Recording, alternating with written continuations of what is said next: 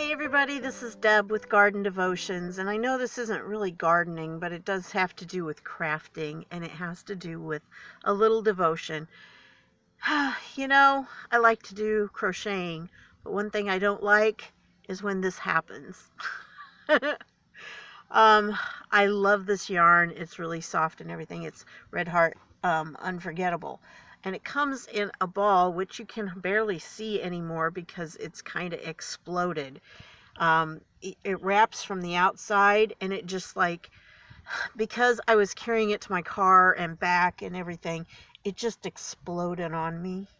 And when it comes from the inside, we usually call it like yarn vomit, but this isn't even yarn vomit. This is yarn shedding its skin or something. I don't know.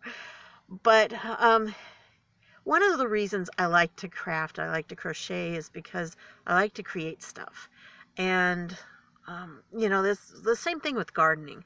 I like to create a garden. And even though I'm not creating the plants, I kind of feel like I am.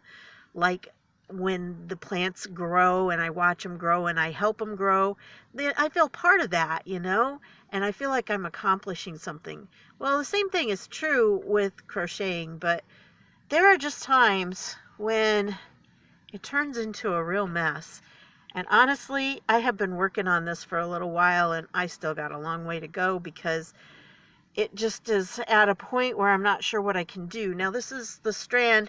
Sometimes you can pull it out a little ways, but eventually it gets to the point where you can't pull it anymore, and you've got to go in and actually deal with the issues. And I think in a lot of ways, spiritually, that's what we have to do sometimes with our life.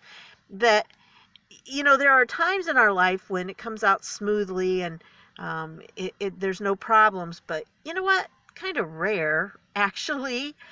And sometimes we can just pull a little bit more and it'll right itself. But sometimes we got to deal with the mess. And, sometimes our lives just aren't going the way we want. And especially with everything with the pandemic and all that's been going on, it makes it even harder. And sometimes you get like this. This is, any of you who crochet, this. This is kind of fuzzy. So it sticks together, and you have to not only untangle it, but you have to separate it from I don't know if I can show it. There's like strands you just have to pull apart.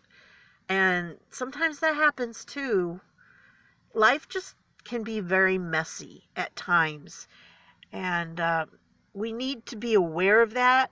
But one thing I've found is that if you go into it with a lot of, trying to undo this, if you go into it with a lot of anger, or you get very frustrated with it and you're in a hurry, it can usually end up badly. um, so what I was thinking about, spiritually speaking, is that sometimes that applies to with life. When we get angry, when we go at something, we're frustrated, it can sometimes end very badly for us. And with gardening, the same thing.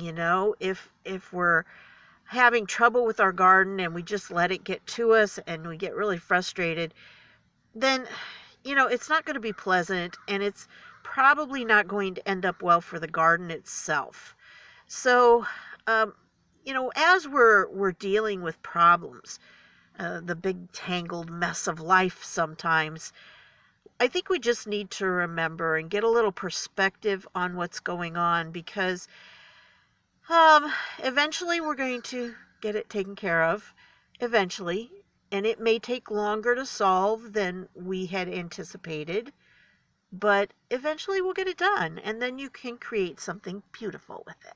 So, yeah, that's what I wanted to share with you, and I thought I would just leave you a little lesson about being patient and taking your time to fix the problems. Go right to the heart of the problem, and don't be afraid to address the real issues, but do it patiently, because eventually you'll get through, and eventually it's going to result in something very beautiful. And really, those kinds of struggles make you value something even more.